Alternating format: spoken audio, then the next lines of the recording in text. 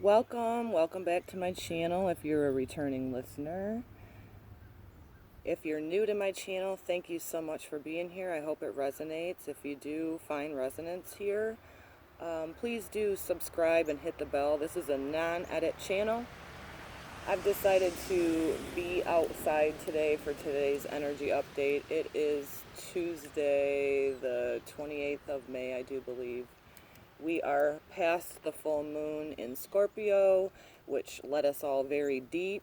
We are headed into the new moon in Gemini on June 3rd. I have to talk a moment about the energy that's coming in. Esoteric has always been dear to me, and now that I know the significance that we are all connected, not only through our heart space, but with nature, with the universe. Everything was created divinely. There's no disconnect. So seeing that bigger picture. We have a huge solar flare that's coming into the planet Earth right now. Our magnetosphere has weakened. If you follow that, the Schumann resonance is Gaia's heartbeat. She's fluctuating like crazy. And how does that impact us? Well, I'm going to put this out there. I didn't sit with the cards way ahead of time like I normally do. I'm just going by really having divine come within me to be able to speak from my heart, to have it resonate with whoever it reaches. If it resonates, great. If it doesn't, keep scrolling.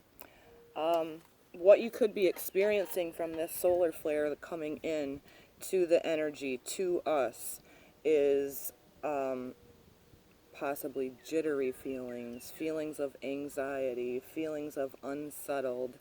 None of this to be looked at as bad. It's actually, on the contrary, light, but our awareness with this can help us through the process. As our bodies, our dense vessels, are integrating the light. The sun is our central source, our central portal to the universe. We are, as a solar system, moving into a new place in space. There's no denying it. It's scientifically proven if you need that. Esoteric is more where I'm at, because it's about the feels, and the truth in the heart is the way for all of us. With that being said, possibly integrating this into our bodies, this light coming from the central sun, hitting the planet Mother Earth, Gaia, also us a part of. Extreme thirst. You could be going from no appetite to extreme hunger. Like I said, anxiety, jittery, maybe unsettled feeling. It's okay. Surrender flow, vivid dreams. A lot of shifting energy right now, and I don't look at it as a bad thing. I actually look at it as us leveling up and bringing our awareness to that. So I very strongly, not only with the solar flare that's coming into Earth, into us, that we're integrating this light. You can feel tension in your shoulders, muscle tension. I've noticed every time, if I listen to my body, anytime we have a solar flare like this, I need to go for a massage. Soak in your Epsom salt bath. That's always a given for me. But it's increased as our dense bodies are integrating this light. Even if you're not aware of all of this, it's having an impact on us. On my channel, I always highlight the moon because it's a close planetary part of us that it impacts our emotions. It highlights them, and it's a fast-moving 28-day cycle. So on my channel, I specifically focus on that. However, I'm aware of also the bigger picture of Chiron and Aries and Uranus and Taurus and Jupiter and Neptune. This is a time of expansion. There's going to be a T-square closer to, I don't know the dates, closer to this full moon in Gemini, on new moon in Gemini, excuse me, on the 3rd, 4th of June coming up. So dove deep with the full moon in Scorpio. A lot of turbulent, possibly, emotions going on with us. It's a huge time to integrate with. We're being divinely supported and guided to balance the mind, body, spirit. With Gemini, it is known as the twins. Out of harmony, it can be indecisiveness, two different personalities, actions that maybe are not in the best interest of the person or other people around them. This is all stuff that's just Gemini, not in harmony. There's the duality of that, but your awareness can bring balance within you. It's really about balancing all four elements within you. So it's going to be happening at 12 degrees in Gemini. And so I want you to just really balance out your emotions right now. Don't judge yourself. It's about centering in the unity and the holy trinity of mind, body, and spirit. So this is always the truth and the way and the heart. So just remember that. Don't be discouraged. You know, new moons represent renew and cleanse and purifications. And collectively, where we're going, we're being supported to start new journeys, huge manifesting times if you are empowered within yourself. However, don't be discouraged if it doesn't come to fruition right away.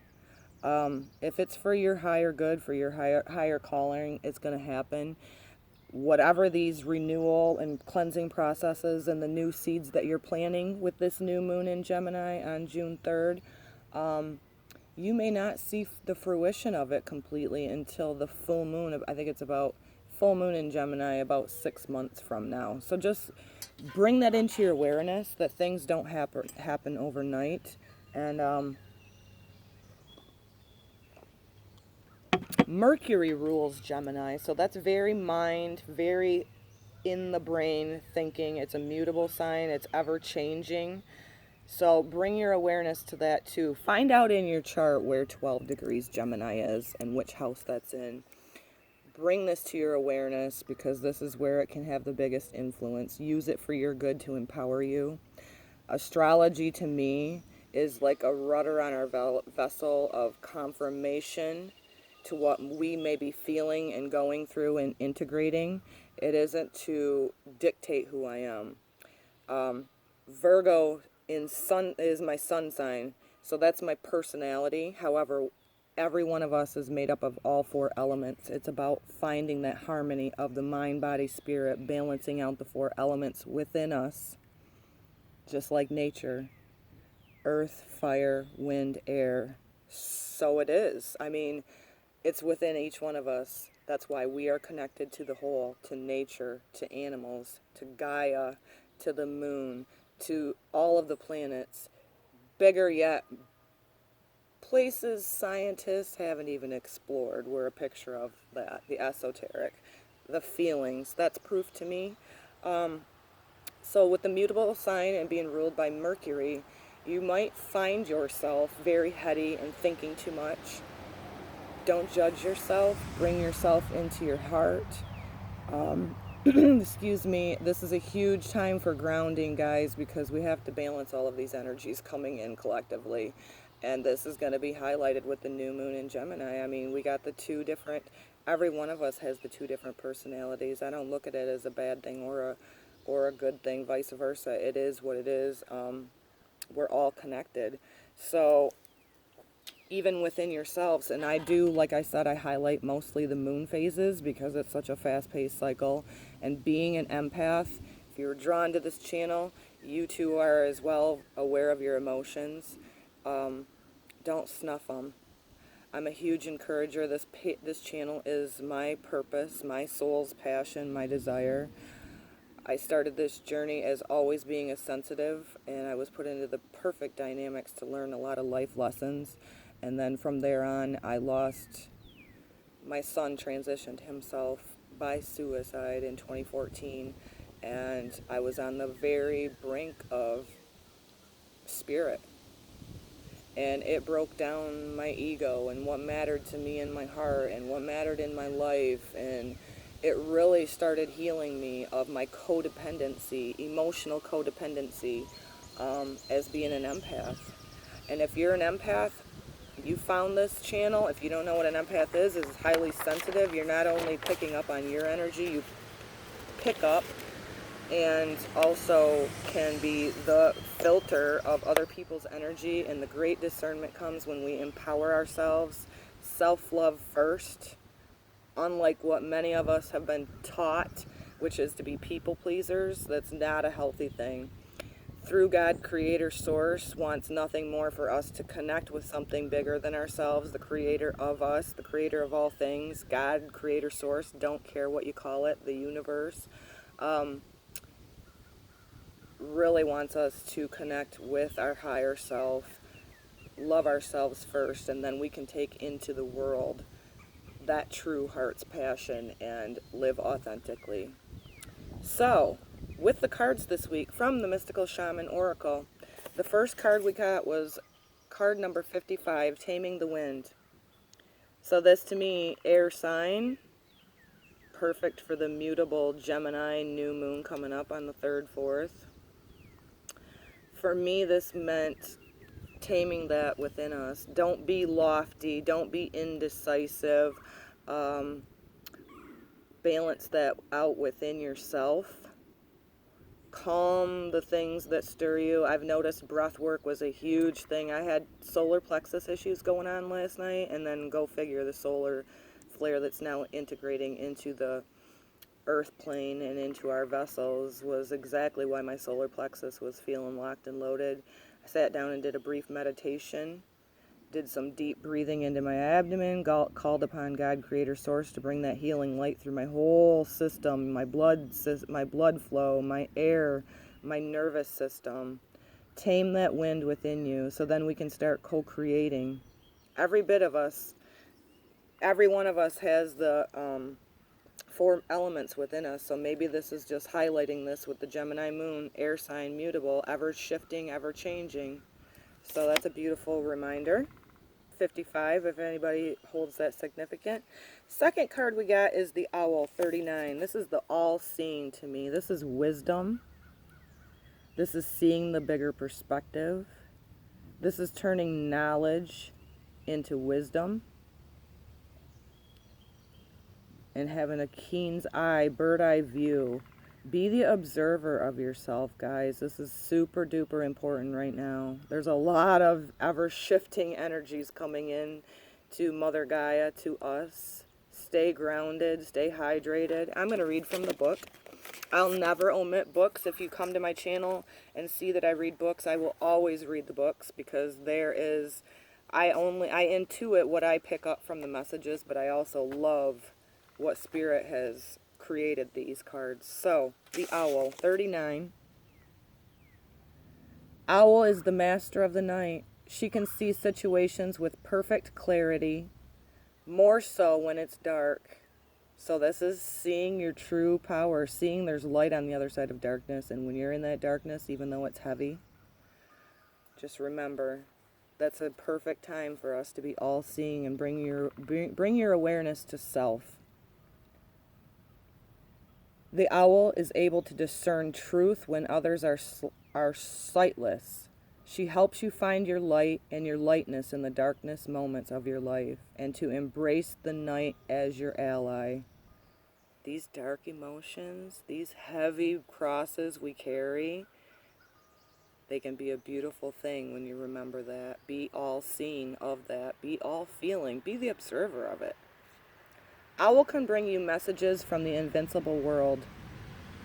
She opens your ears so that you may hear the voices of the ancestors, and you may acquire their wisdom and make it your own.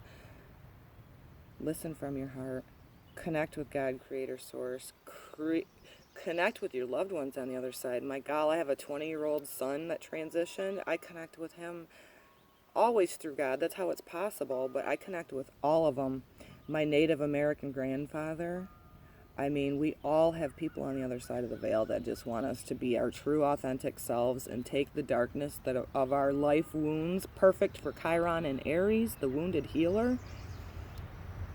Keep rising. Get yourself out there. There are other people that need your hand, that need your light. We are all here for a purpose. Turn your knowledge and your wounds into wisdom. The owl is significant of that. Seeing in the darkness. That's beautiful. Look around you, notice every detail, and find the hidden messages brought to you by the owl. Do not shoot the messenger. Be grateful to a friend who shows you what you have not wanted to see until now. That's huge for me. I'm not one that likes to beat around the bush with people. I'm a straight shooter, and I know it's not for everybody, but if I trigger you ever, stop and practice the pause, just like other people in your life. Whatever they're projecting or whatever they're bringing up. Know that the authenticity, when somebody truly loves you and genuinely speaks heart to you, to find the wisdom in that. It's time that we start playing nice on the playground. I mean, let's end these generational karmic bullshit cords. It's 2019. There's personalities and opinions a dime a dozen. Start reaching your hand out to yourself first and others through the heart space. And realize that everybody's differences can be a beautiful thing. Not everybody has to agree with you. My stuff's blowing away. Observe all the facets of the diamond without judgment. Remember that the facets you dislike are often mirrors of the parts of you that you do not want to recognize. Do not be afraid of the truth, as it will become your compass. Amen to that. Just a reminder, in the darkest of times, we can see best as the owl. We can be the one that pulls up out of the ashes, blazing phoenix acid. Tongue-tied today. Phoenix rising. Without darkness, there is no light. What are you going to do with it? Are you going to be in the common trait of a narcissist who has all their wounds and pukes and projects them out on people? Are you going to be the wounded healer, the empath, the sensitive, who's always been in the heart space, not making sense of all the fuckery that goes on in the earth plane? Be your heart-centered authenticity. That's what you can do for the planet, for everybody, for your children, ending the karmic cords, drawing the line in the sand and saying no more, but let everybody be the mirror to you. And lastly, we got the Ghost Dance, card 22, which is immediately, I know what this is. I've been to a drumming circle where my ancestors, my grandfather specifically, was Native American, and he showed up with me. This is basically card 22, honoring our ancestors that come from before us, after us. We are our ancestors, our higher selves. Integrating the wisdom that comes with that, being all-seeing, knowing there's a larger picture. That's where I want to share again with this. The solar flares are responding to the consciousness of us on the planet. And what's happening with that is the integration of light into Gaia. And if Gaia's not shifting, y'all are asleep. Look at the weather patterns. Look at the shifts in the ebbs and flows of all things, and that's happening within us as well. Keep seeing the bigger picture. We are connected. You have ancestors cheering you on. They don't have ego on the other side in the spirit realm. So there might have been differences with, people that you lived this lifetime with or lifetimes in the past. It's really a way of being supported with the truth, and the heart is the way. I reiterate this all the time with the Christed heart. This is the way. Christ is in each one of us. So for those that are religious, which whatever, if you think that Jesus is coming back in the physical, I have to tell you that you're sadly mistaken.